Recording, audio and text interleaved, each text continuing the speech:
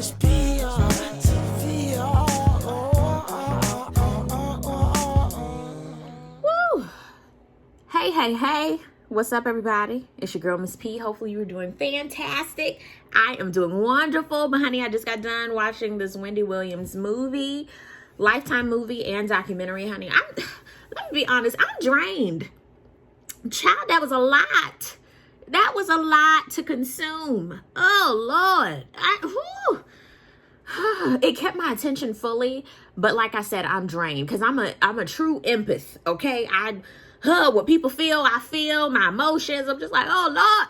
Woo, child, especially with that documentary, honey. I said, I just want to give Wendy a hug and take it as Zaxby's. That's what I want to do, okay? Go ahead and like this video, subscribe if you haven't already, and follow your girl on social media at MissTP90, and also my new Instagram, 3 O's, is that good? And make sure you go ahead and get you some Sweet Daddy sauce. Yes, I got an announcement. So excited. Untitled Fooleries are coming back. Check out the Walter Latham comedy channel. I'm super excited about it. Every single Thursday, and it drops February 4th, this Thursday. I'm super excited about it. Hopefully you guys are excited about it too. So yay! I'm super geeked about it. Happy Black History Month, y'all. We're gonna kick it off with some Black excellence, okay?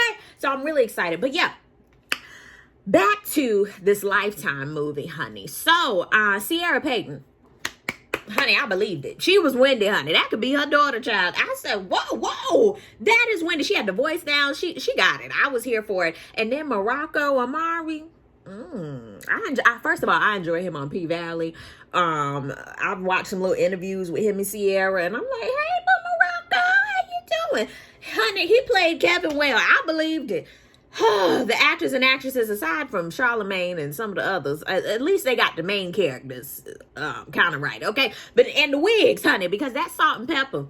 A lot of y'all asked me, Miss P, you gonna do a review on the Salt and Pepper? And child, no, with how they did Spinderella, honey. And I don't know the legality of that. I don't know all of that. But either way, that movie, I was just underwhelmed with that, okay? But this Wendy Williams Lifetime movie, I enjoyed it. Also, of course, I enjoyed the Clark Sisters movie. I forgot about the Michelle A movie. Like, Lifetime, it's either hit or miss. Sometimes it's good, sometimes it's not, okay? But this one, it was pretty good. It's gonna be a fusion of the documentary and the movie together. First of all, like I said, I just want to give Wendy a hug because, child, woo, that was heavy. We can't really look at Wendy and be like, what the hell? We done all been through some toxic shit. Now, granted, I ain't been through what Wendy been through, but honey, I can't really look at her like, how dare, honey, oh my God. I'm gonna start from the beginning. Baby girl always felt like the oddball in her family. She dealt with being overweight as a child.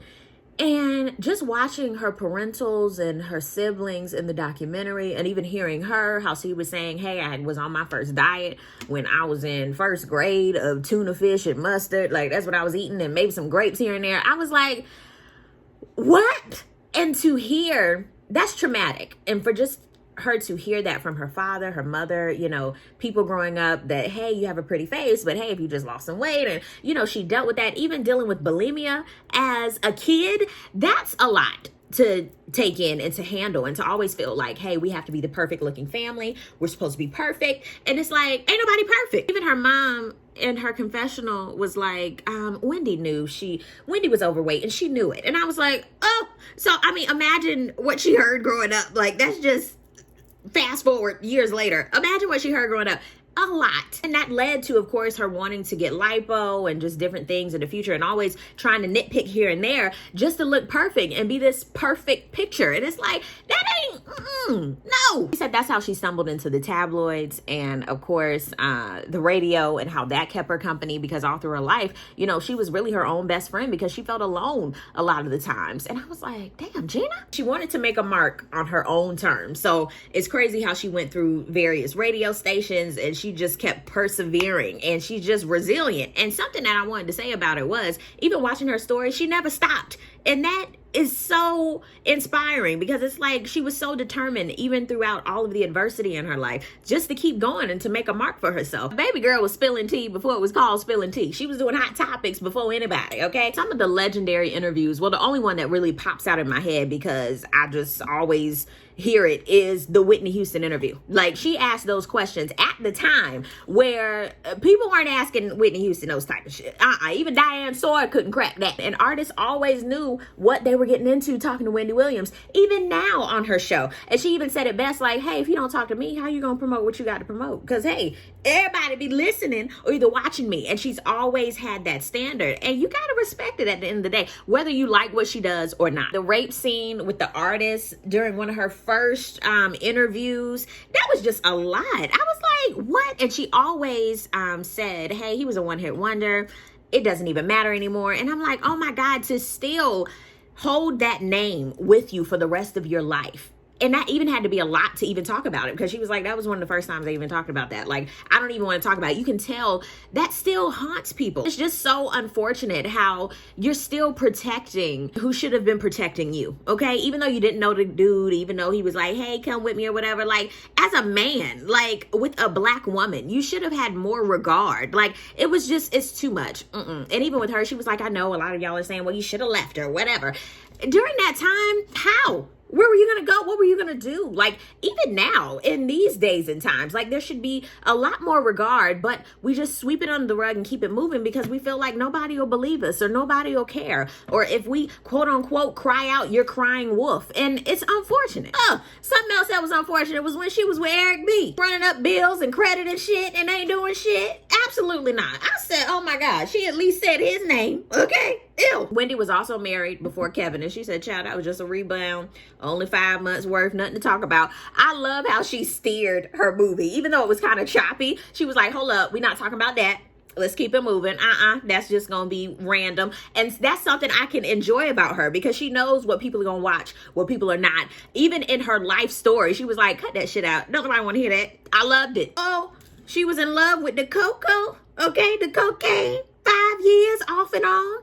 And then she was like, that's when Kevin came into her life. Kevin was very influential with her stopping using. I was like, well, okay, we can do like this for Kevin a little bit for helping her in that regard. And he was a heavy influence on Wendy Williams. But honey, she loved that man, honey. She'd talk about him and start crying. I said, child, we all done been there. Don't look at her like, Wendy, how dare you done been there. You've been there, whether you're a male or a female. Somebody that came in your life that turned your world upside down, Diana Ross. And granted, Kevin played that supportive role that she needed in her life that she never had growing up. I'm hollering at that total story, okay? They even had Keisha,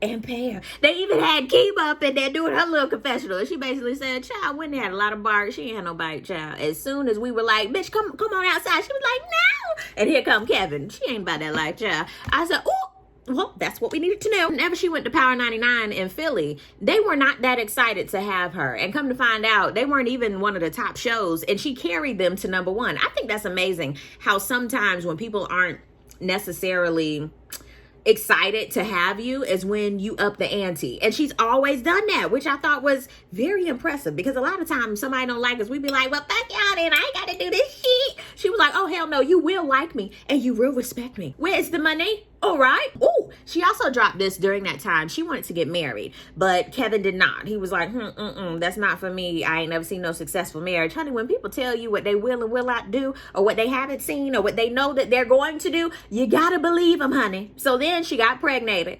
She ended up having a miscarriage at 5 months.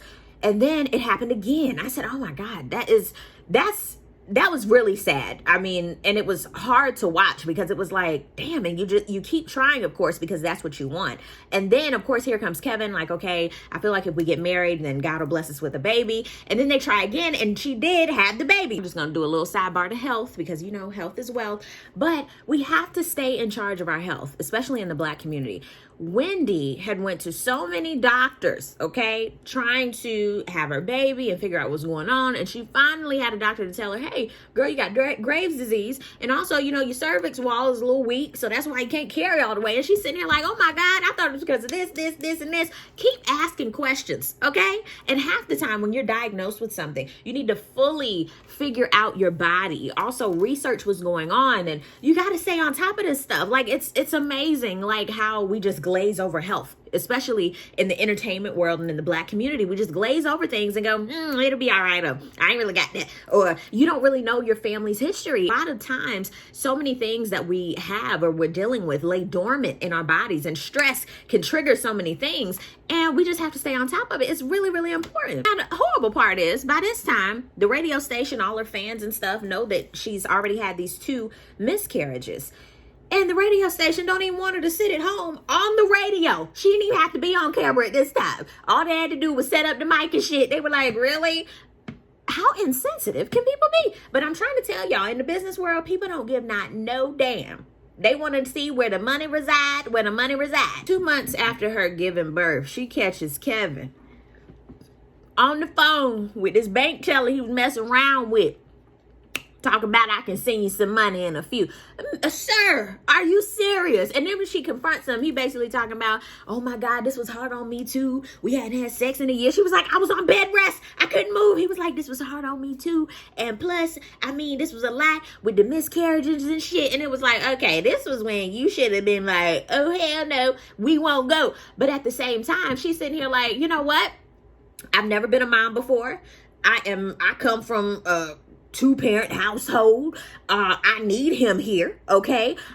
He's actually helped me with this career, so I need him. I mean, and this just happened one time. It ain't gonna happen again. He said he not gonna do it no more, and I was like, oh my God. Ooh. Plus, she had a plan. She said, you know what? I'm gonna go back to New York, okay? We're gonna get out of Philly, because that's where he was doing his dirt. We're going to go back to New York. I got a plan. And the crazy thing, she orchestrated that deal. He knew nothing about it. But then she went back and said, hey, call him and it'll be fine. And we can just get it together. And he was like, yeah. So all that time, he felt like he was the one who orchestrated her going back to New York, where it was really her singing in the background. I said, you know what? A lot of people, we're going to go back to the documentary, were saying he was very controlling. How insecure can you be? You're working on breaking her spirit. Like, that's what you ultimately wanted her to do. So she'll always lean on you. Like, that's a lot. And then Wendy was saying, aside from me being very loud and raw in your face, I'm really soft and pink. And I was like, you know what? I think it was back in, was it 2011, 2012? My mom and I, we went to the Wendy show. If y'all have been watching me for a long time, you probably saw me and everything. Like, it was great. We enjoyed ourselves. So whenever the show was over, she would shake everybody's hand. She would speak to everybody. At that time, that was when the show came out in 2008. So around 2011, it was very, very popular. But at the same time, she would still speak to everybody. Like, if she came to your row. So she ended up coming to our row, which we thought was like, oh my God. So she closed out the show and we were right there. So of course, when she was like, how you doing? So, it was really cool. So then, whenever the show was over, she actually spoke to everybody on the row, including my mom and I. And the crazy thing, for her to be, I think she's like 5'10", so she is really tall. I mean, I'm 5'2", 3 on a good day. So she is taller than me. So, of course, we were looking up at her. But at the same time, she was just very, she's not on TV, it looks like she's very like, raw, but she's not a huge commanding presence. Like, of course, she has the hair, the makeup, all of that, but she's very soft. She was, she shook your hand and it was like, oh my God, very dainty. And she was like, thank you so much for coming. Hi, how are you? And the crazy thing, to see the personality and then to see Wendy, it was like, oh wow. So whenever she said, I am soft and I'm very pink, it was like, that is true. Like, she can be very demure and gentle. And it was like, oh wow. Hold up. So Wendy was cool with Kevin having a condo, okay, where he could drink the brown and smoke blunts with his homies, because she didn't want that in her house. And yet he was frolicking and fraternizing with the help and random women. So I said, oh, girl, you done open Pandora's box on him. Because if you want to smoke a blunt, you can do that outside, okay? And that's what man caves are for, okay? Absolutely no. I don't care how much money you got. Like, what?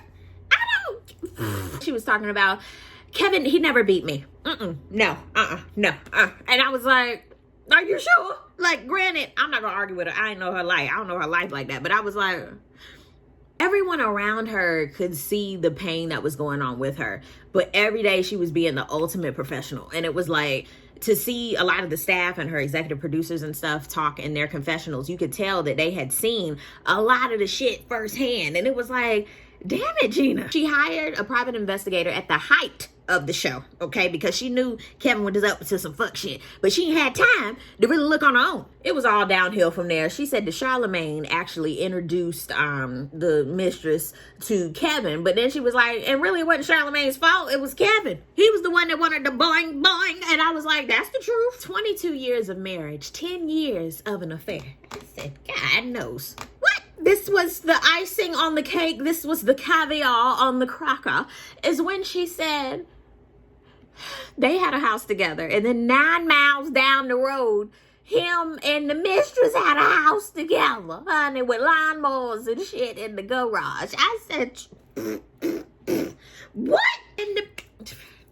Honey, she's not a bitch. I don't know. Then the chick got pregnated. So he just spreading his fertilizer all over. I said, child, I can't.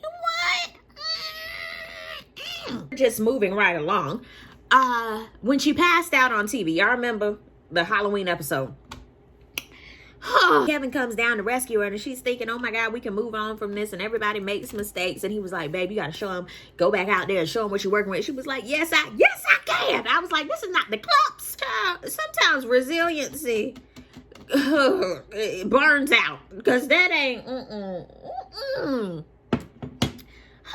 is crazy. She's the voice, she's the personality, so she runs the ship. If she's not okay, the shit tanks, which is the truth. Kevin orchestrates for her to go to rehab, okay, because she's been drinking, doing a lot of stuff, and he doesn't want her to relapse, okay?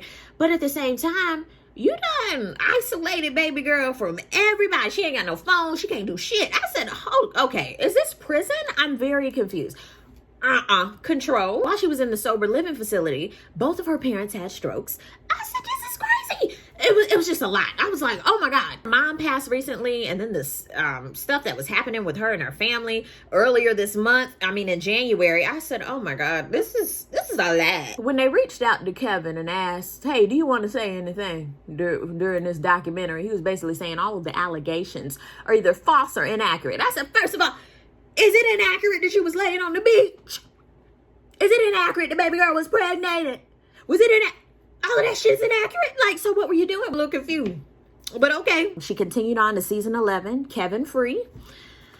She has her star on the Walk of Fame. Like, she's continuing to move forward. But I really, really hope that baby girl just does a lot better with just who she is, because she's a living, walking icon. Like, you have to, everybody knows how you do it. Everybody know about Wendy Williams. So I'm sitting here like, even when she said it in the beginning, there's nothing special about me. And I was like, hold up, everybody relax. Yes, it is. Like, do you know who you are? Sometimes you don't believe in your own greatness until it's too late. And she is one of the greats. And it was fascinating watching her story, because there's so much that I absolutely did not know. And I'm so grateful that she's still alive to talk about her own story, okay? Because a lot of these stories, the people dead, okay? It was very, very heavy. It was a heavy documentary and a heavy movie. It was done pretty good. It was pretty choppy, because of course she was the one that was gonna tell it. And Wendy, honey, if she don't want something done, it's just not gonna be done. She was like, no, we're not gonna do that. We're gonna do an hour and a half, and then I'll do my own documentary and walk you through it, okay? That's how we gonna do it. Boom. Down below in the comment section, I would love to know, what did you think about the documentary, and what did you think about the movie? Let's talk about it down below. Thank y'all so much for watching. I really do appreciate it. I think the next Lifetime movie that's coming out, I believe it's another Whitney Houston and Bobby Christina movie. Now, granted, I'm a huge Whitney Houston fan, so I'm gonna watch it, but I'm like, why do we need another one of these? Like, they're not here. Why do we need another one? I don't know how many movies there have been. Like, it's a lot. How much more do we need? Like, okay. Woo! It's a lot. Thank you guys so much for watching. I really do appreciate it. And I will see you on the next video. Peace, love, and all that good stuff. God bless. Bye.